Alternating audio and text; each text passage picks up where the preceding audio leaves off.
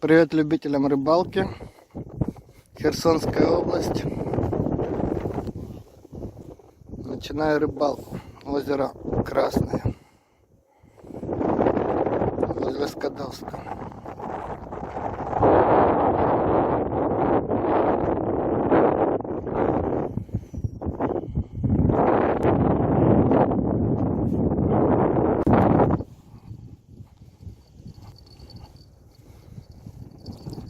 Подлещик, наверное.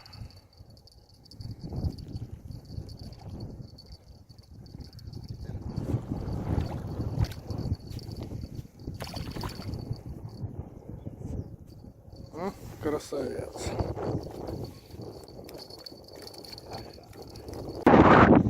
Сильный ветер, плохо ловить.